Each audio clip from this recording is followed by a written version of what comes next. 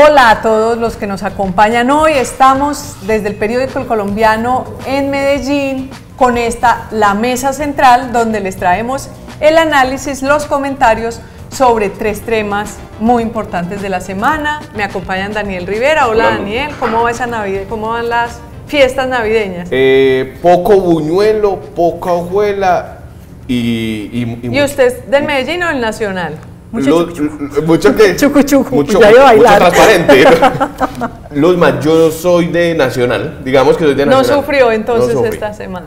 Bueno, Olguita también es del Nacional, Olguita es nuestra Luzma, económica. ¿Y vos? No, yo soy del Nacional también, pero pues sufrí con el Medellín porque me parecía que era un gran equipo y que se merecía ganar. Sufrimos. Lamentamos que haya perdido porque realmente no se lo merecía. Y las cosas del fútbol, pasó una cosa rarísima y al final se despistaron, pensaban que ya habían ganado, los otros ya se daban por perdidos y apareció un gol ahí rarísimo. Y pues, Minuto 89. Muy triste, ¿cierto? Porque fue una bonita celebración en el estadio, la recepción, cuando recibieron al poderoso. Yo creo que ni el Nacional ha tenido ese tipo de recepción a su equipo. Estuvo muy bonito. Creía que Medellín iba a remontar y que lo hizo la mayoría del partido porque de verdad jugaban muy bien, pero pues pasó lo que pasó. Esperemos, a Medellín le toca esperar otra vez. Bueno, pero vamos a hablar de salario mínimo. Olguita, están definiéndose cuál es el salario mínimo, que es muy importante esa decisión de salario mínimo, porque no solamente afecta a muchas cosas, sino que afecta en general a todos los trabajadores y puede afectar la dinámica de la producción. Y es la segunda vez ya que le toca al presidente Petro, que siempre ha sido un abogado de los sindicatos, le toca definir el salario mínimo. Así es, Luz María, toda esta semana hemos tenido la mesa de concertación salarial. Que se juntan tres, ¿no? Se juntan los empresarios, el gobierno y los sindicatos. Exactamente. Y en esa mesa pues se trata de llegar a un acuerdo. Por ley, hoy viernes 15 de diciembre es el plazo para que se tome una decisión, así que puede ser que cuando nos escuchen ya haya una decisión concertada, ojalá fuera así.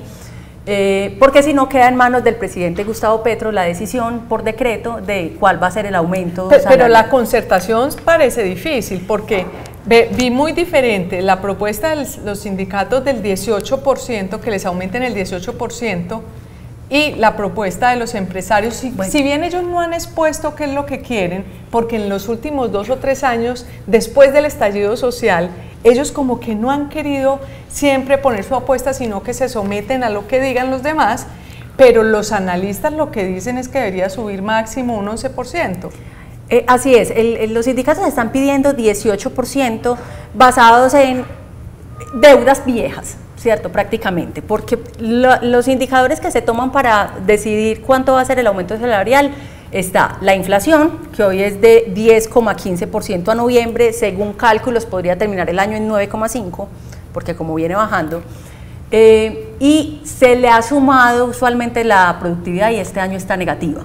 Entonces, la base sería la inflación, pues porque no puede ser por debajo de la inflación. Está en 10, pues, y que incluso puede terminar 9, en menos de 10, o menos, exactamente. Más o menos. Y con una economía bajando, pues es muy grave, un aumento muy significativo, porque entonces las empresas tendrían la presión de que no está creciendo la economía, pero pagar más salarios. Ahí el problema sí está, y los sindicatos lo dicen, y también pues pueden tener razón en estarlo diciendo, nosotros ponemos una cifra, pero si los empresarios no ponen la otra, pues cómo vamos a llegar como a un término medio, que es lo que se busca. Porque hablando en plata, en lo que significa en términos de plata, el aumento del 18% significaría un aumento de 208.800 para los trabajadores, que eso dejaría el salario mínimo en 1.368.800. Pero y eso para los empresarios representa casi 2 millones de pesos, ¿no? Por cada trabajador. Mucho más, porque esta semana hicimos el cálculo con una base de 11%, que es lo que creemos que podría ser, mirando pues las previsiones de los economistas. En el 11%, el salario total, el salario bruto que pagarían los empresarios es de 2 millones de pesos, ahí contando la ARL, claro, las cesantías, bueno, toda la carga prestacional. Toda la carga prestacional, las primas y demás. Serían 2 millones de pesos. Ahí el debate siempre es Pues los trabajadores, los que reciben el mínimo, quisieran recibir pues más dinero, por supuesto, pero lo que se ha visto o lo que algunos advierten es que en la medida en que el salario mínimo se aumentan el valor de muchas cosas, y quienes terminan sufriendo a veces son los informales, las personas de más poca capacidad económica, porque ni siquiera reciben el mínimo y empiezan a subir el precio de muchas cosas. Es ahí como siempre la dificultad, ¿no? Que Gustavo Petro la va a tener muy fuerte, porque Gustavo Petro no quiere que suba la inflación. Si bien el salario mínimo no determina siempre un aumento de la inflación, pues aumentarlo mucho sí puede generar cierto aumento del valor de la canasta familiar. Al menos entonces, desequilibrio, claro, entre quienes lo reciben y quienes no. Entonces, al aumentar mucho el salario mínimo, se le genera a Gustavo Petro un problema, porque él lo que quiere hoy es que bajen las tasas de interés. Le ha pedido al Banco de la República que bajen las tasas de interés, y el Banco de la República le ha dicho: nosotros no vamos a bajar las tasas de interés hasta tanto el salario mínimo, hasta tanto la inflación no esté controlada. Y Petro quiere que se bajen las tasas de interés porque considera que en la medida en que haya menos bajas de interés se mueve más todo el motor de la economía. La gente va y compra casas, la gente va y compra carros porque no le sale tan costoso. Pero entonces se vuelve un círculo vicioso. Si él sube al 18% el salario mínimo, como le piden los sindicatos, podría tener un efecto sobre la inflación, y al tener mayor inflación, pues entonces el Banco de la República no le va a bajar los intereses y la economía va a estar lenta. Esa es como una reflexión sobre qué se está jugando ahí en ese momento. Además, el presidente también se está jugando plata del gobierno, porque es que las pensiones están atadas al salario mínimo. Él tiene que pagar las pensiones, y sabemos del hueco de las pensiones. Tendría que asumir un gasto adicional del 18% adicional en las pensiones de salario mínimo. Que ya hay un déficit importante. Claro, y estamos hablando de que podrían ser más o menos 4 millones de pensionados los que ganan salario mínimo. Entonces, ese es un problema.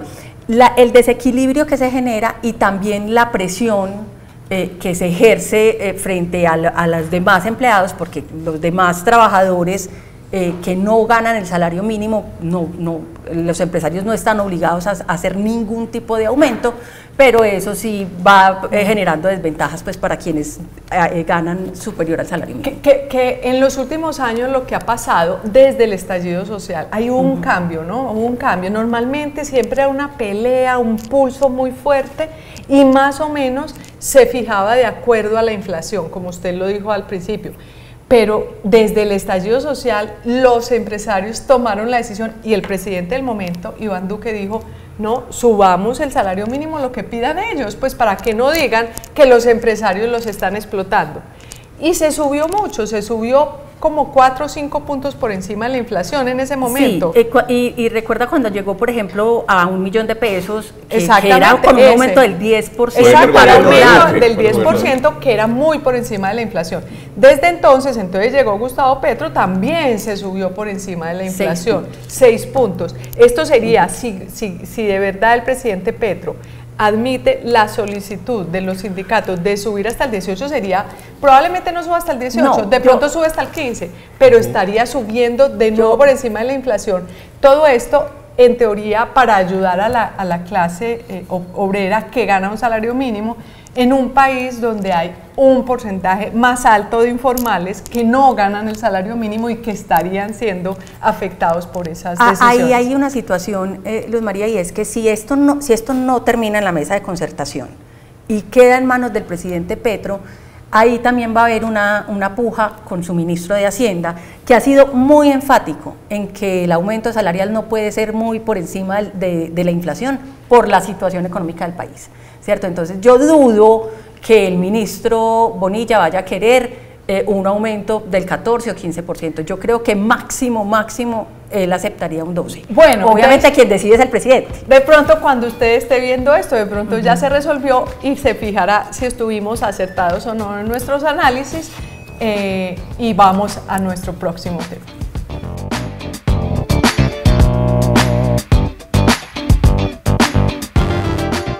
Registra Realiza tus compras en Aventura Centro Comercial y participa por una moto automática, un bono de viaje, una nevera, una lavadora o un PlayStation 5. Más información en @Aventura Centro Comercial. Bueno, este próximo tema es el relacionado con la investigación al presidente Gustavo Petro, Isolda, porque para recordar un poco, este año 2023 estuvo marcado por un enorme escándalo que fue el de Nicolás Petro, el hijo del presidente, y su ex esposa Daysuris Vázquez, Day Vázquez como le dicen, porque básicamente se revelaron chats que entre ellos dos se compartían, y ahí supimos que había entrado dinero de personajes muy polémicos como el Turco Ilzaca o Santander López Sierra. Supuestamente iban a la campaña de Gustavo Petro, pero nunca llegaron a la campaña de Gustavo Petro porque Nicolás Petro y Day se quedaron con esa plata. Pero de todas formas ahí quedó planteada la intención, y luego cuando salieron otros chats nos dimos cuenta que un megacontratista del Estado, Euclides Torres, había financiado de manera importante, y esa plata no se había registrado para nada en el Consejo Nacional Electoral, que es una obligación del Estado. Pero estábamos ahí, es decir, eso se había quedado. ¿Eso fue cuando pasó?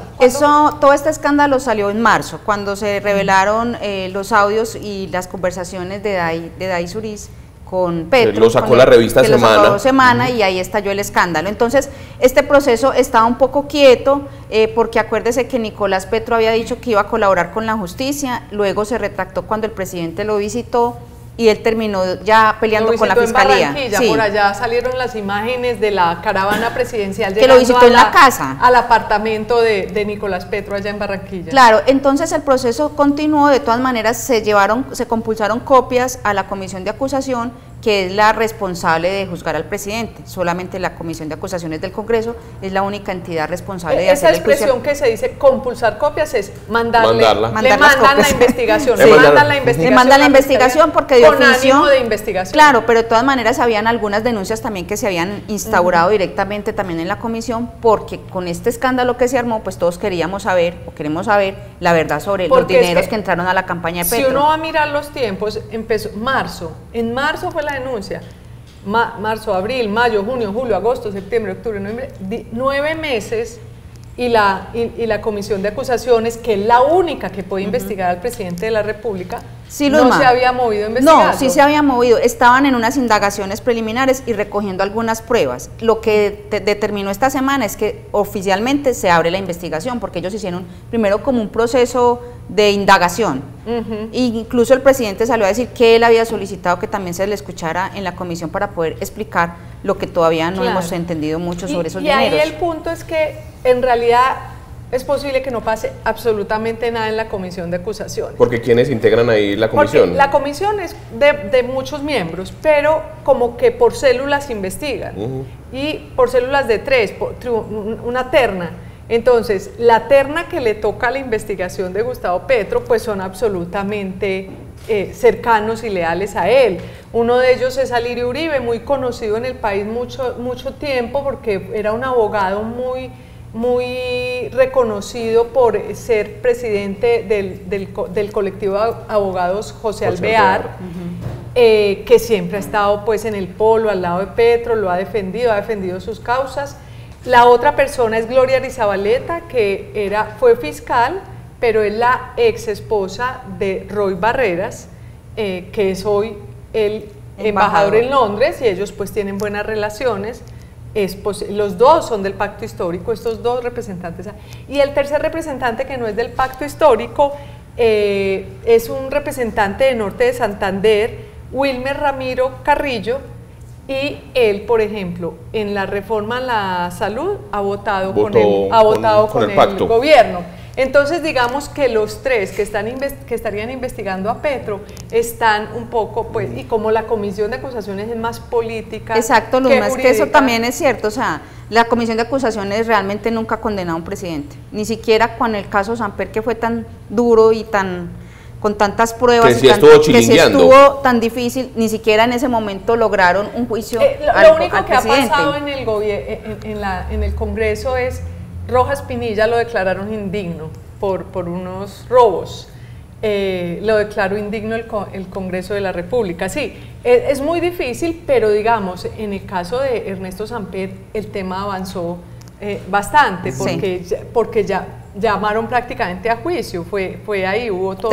Lo que pasa es que no terminó con nada, pero realmente la comisión de pero fue tema, sí. Es decir, fue tema. Ahí. Hay que decir que no solo se trata de lo que dijo en su momento Daisuri a la revista Semana y la revelación de los chats. Desde antes se había dicho que había pasado maletas de dinero en la campaña del Pacto Histórico, se dijo que narcos le habían entregado plata a Juan Fernando Petro para mover la campaña para que ellos salieran beneficiados en lo que sería la paz total, luego salieron los audios de Benedetti, o sea, estamos hablando de un récord, de un registro grande. Vacía hizo una investigación muy interesante sobre los jurados de votación. Los testigos, que había miles en todo el país que se les había pagado y no aparecía reportado ese pago de ese dinero. O sea, no es solo que el hijo del presidente se robó una plata, porque eso parece que fue así. Los 1.000 millones que hay mucho. Del escándalo. Hay otras puntas donde se ve que al parecer el Pacto Histórico recibió dinero que no fue reportado y con eso movieron la campaña. Y lo que llama la atención es que ese proceso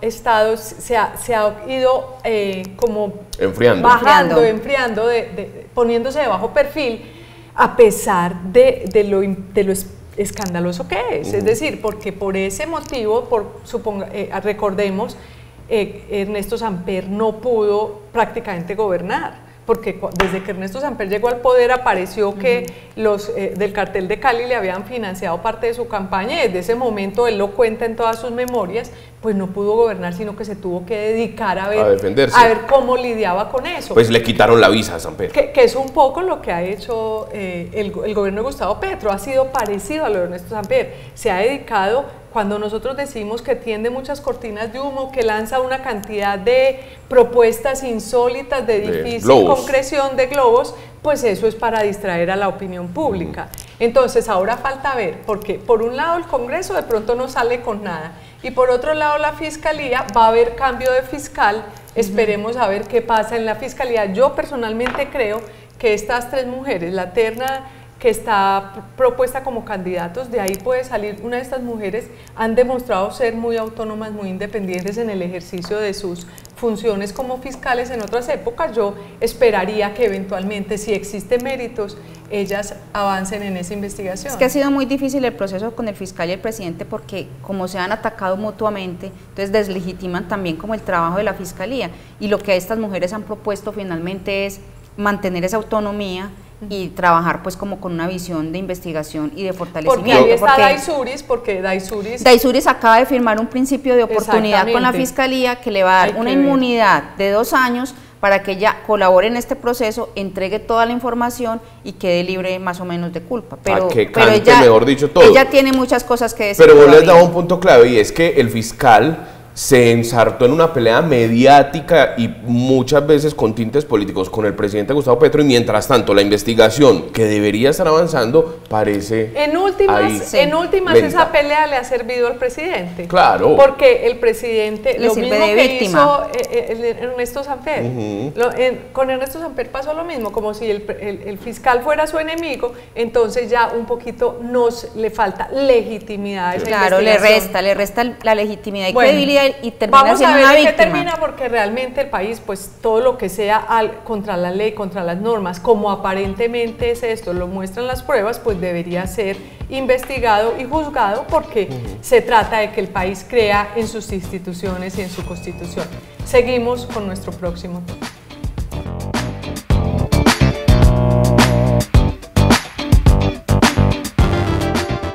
Bueno, y el otro tema que tenemos es el de lo que está pasando en la alcaldía de Medellín. Juan Diego, es que uno ya no sabe si reírse o llorar, pues, o si llorar o reírse, porque pareciera que después de arrasar con todo el presupuesto público, de la ciudad, el equipo de Daniel Quintero en la alcaldía de Medellín, pues ahora parece estar tratando de llevarse las últimas cositas que quedan colgadas, que se quedó la plancha, devuélvase por la plancha, que no nos quede nada ahí, que eso es de nosotros, porque todos los días aparecen temas, sacamos temas, el de esta semana, dramático, el tema de las fiestas, lo que costó, lo que se han gastado en fiestas en la alcaldía, pero dejaron, ¿cómo fue la historia de que dejaron metidos a unos niños?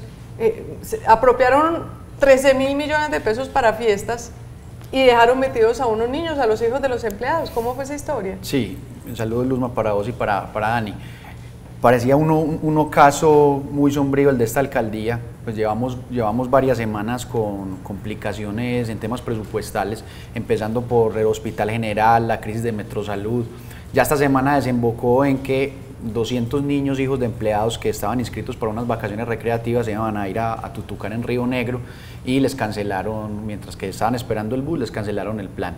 Y eso se suma a la denuncia que sacamos también sobre 14.300 millones destinados en el cuatrenio para las fiestas, que si bien no es un programa, o sea, hace parte del programa de beneficios de los empleados, sí se ve, mientras no hay ni reactivos ni insumos para hacer exámenes en Metrosalud, no les pagan quincenas a los empleados del Hospital General, ni a los por el otro lado, ni a los médicos, se gastan 14.000 millones en las fiestas o en las celebraciones de los pues se las gastan es un decir, porque entonces a los niños no los llevan. Es que eso es lo más triste, los niños estuvieron esperando una hora el carro, les decían ya viene el carro y el carro nunca llegó. Todos los que tenemos hijos sabemos que no hay nada más triste que incumplirle una promesa a un niño esperando con ansias un paseo, quizá lo único que se va a hacer en el año, y la alcaldía les queda mal, ¿no? Porque es que ahí es el tema. Hemos visto acá cómo no había plata para arreglar los colegios, cómo no había plata para arreglar los escenarios deportivos, todo eso hubo que hacer vigencias futuras, es decir, vigencias futuras es traer la plata del futuro, gastársela desde hoy, en préstamos y en cosas. Y se gastan 14.300 millones en fiestas, pero luego no alcanza para que lleguen el bus por los 200 niños, hijos de empleados, para llevarlo a la fiesta. Y también pasó el fin de semana con la fiesta del Cuerpo de Bomberos, que también tuvo problemas porque tampoco hubo plata para la fiesta del, bueno, tampoco es que sea bueno que se haga tantas fiestas con los recursos públicos, pero bueno, pero si habían apropiado la plata, pues que se las gasten en los empleados. Y es una cosa que es tradicional, cada año se les hace la fiesta a los bomberos, y ellos sin embargo la hicieron, entre ellos hicieron como una vaca y montaron un sancocho y sacaron adelante la fiesta, pero esta alcaldía de verdad llegó, y lo que vos decís, llevémonos la sanduchera, lo que quedó, la alcancía del niño con las monedas de 500 pesos, échala también ahí. Pero el altavoz, también hubo problemas, que el altavoz, que es el festival del rock en espacio público, sí, ¿no? Es el segundo festival más importante después de Rock al Parque público, y resulta que el jueves de la semana pasada el festival altavoz empezaba el sábado, ¿cierto? Y el jueves en la noche anunciaron por Twitter que iban a cambiar de lugar, así que por razones de seguridad, improvisación increíble, cambiaron el lugar, que por razones de seguridad, que por el clima, altavoz siempre se ha hecho en octubre, en medio de los aguaceros siempre más horribles. Yo vi a Carcass, una banda de death metal, en medio de un aguacero terrible, y este fin de semana fue un sol hermoso, días preciosos. ¿Se lo llevaron para dónde? Para la carpa de esta empresa. Para la famosa megacarpa. La megacarpa que hemos denunciado acá, porque fue como una generosidad de la alcaldía, del alcalde Quintero, a una firma que se llama Cian, que ha sido beneficiada de muchísimos contratos en la ciudad, que desde hace unos 2 o 3 años a nosotros nos han llegado denuncias porque a través de esa firma Cian se moverían dineros en efectivo para pagar cosas, dineros que no se sabe nunca en dónde terminaban, y a ella finalmente se les dio esta carpa, que es como montarle una arena chiquito o un coliseo chiquito en pleno parque Juan Pablo II, que los vecinos se quejan mucho por el ruido, y que ya hemos dicho que ellos pagan, Cian le paga al distrito por la carpa 29 millones de pesos mensuales, y la puede alquilar al día en unos 80 o 90 millones de pesos. Es decir, y entonces ahí la pregunta, ¿le pagó la alcaldía a Cian o Cian se lo prestó? Cian ha dicho que ellos no han tenido nada que ver y que no se han beneficiado. El caso es que el 7 de diciembre la alcaldía firmó un convenio interadministrativo con, ¿adivinen con quién? Con Sean. No, Con con Metroparques. Metroparques, que es las que están investigados por casi 2.000 millones de pesos para hacer el altavoz. Entonces, yo Claro, tengo los como... convenios interadministrativos, que es lo que siempre hemos dicho, que la alcaldía le da una plata a una de sus empresas, que es Metroparques, para que Metroparques pueda entregar a dedo los contratos que necesita. Claro, entonces eso fue tarde, pero yo tengo como una duda, y es la siguiente. El alcalde Daniel Quintero siempre dijo que no había plata para terminar el año, y los temas culturales quedaron desfinanciados desde agosto hasta hoy. Entonces tengo una teoría, es la siguiente. El sonido que se necesita en el cincuentenario es muy grande, o sea, vale mucha más plata. Le bajaron el perfil al evento. Claro, entonces se la llevan para allá, para el Aeroparque, porque es una carpa muy pequeña, donde el sonido es mucho más pequeño, no hay que pagar tanto, pero el sonido fue un desastre. Vino Testament, Testament es una gloria del metal. Y el vocalista, vinieron de California eso, cantaron solo 45 minutos y el vocalista no le funcionaba el micrófono. O sea, No, pero eso estamos sí hablando de estuvo- que es que estaban chichipateando todo. Todos se lo fueron robando y se fueron chichipateando uno de los grandes eventos. Oíste, qué vergüenza con el de Testament. Menos mal no fuimos a verlo, que tocó turno. Oye, pero bueno, en medio de todo esto salió... Luzma, y perdóneme, Nos queda le alguno de pongo los otro. temas, porque yo me imagino que No, hay muchos, toda la hay semana muchos. hemos estado Secretaría de sacando. Movilidad, que vamos a sacar el tema. Y es, hay 70 motos varadas que no se pueden utilizar. Una, el testimonio de un guarda de tránsito es insólito, que una llanta vale 300.000 pesos y no hay cómo ponerla. ¿Viste? No hay como quien No. cambie Es el decir, aceite. hay 70 motos de la ciudad de movilidad varadas. No se porque pueden no le utilizar. han invertido. Por las cadenas, Otra por el vez, aceite. ¿dónde se fue la plata? ¿Por qué hueco se fue? Esto es un chiste, esto de Pero verdad. hay un tema ahí que solamente lo voy a mencionar, y es que hubo un fallo del tribunal, del tribunal de arbitramiento por el caso de Hidroituango.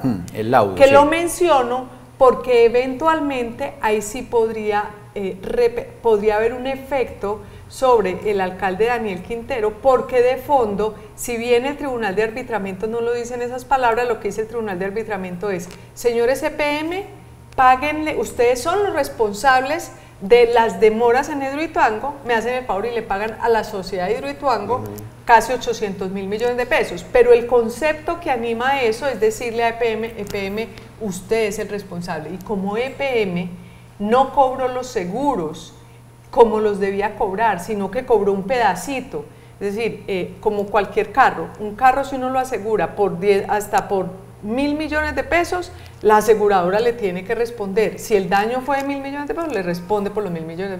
En Hidroituango estaba asegurado por cerca de 12 billones de pesos y EPM le permitió a los seguros solamente pagar 4 billones, 4 billones, 4 billones, 4 billones y 4.3, medio. que era el 4 detrimento. billones, punto 3.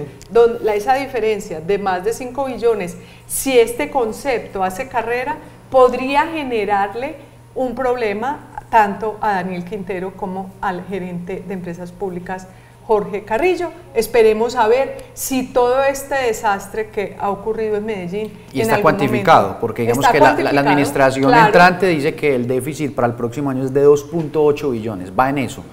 Primero El era déficit 2, de la ciudad, ya no hablamos de Hidroituango, sino Sino el de la déficit ciudad. Y no tiene nada que ver con las vigencias futuras, no, es plata que no se sabe dónde fue a parar. Entonces estaremos pendientes porque por ahora viene Tutaina, Tuturumaina, y seguramente este tema quedará un poco en stand-by hasta el próximo año, pero ahí quedamos Así es. para retomarlo en el Luzma, 2024. y déjame hacer una cuñita, les recordamos, síganos en El Colombiano Videos, aquí en YouTube pueden ver todos nuestros programas, las entrevistas de la directora, pueden ver el contenido que hace el equipo de videos del Colombiano, Mesa Central por supuesto, y síganos en Instagram, en Twitter y en Facebook. Así es, se suscriben y más fácil encuentran en los videos que estamos produciendo. A ustedes, pues muchas gracias por acompañarnos hasta este momento, un saludo muy especial, que tengan un gran día y que empiecen las novenas con un ánimo muy familiar y muy amoroso en sus casas.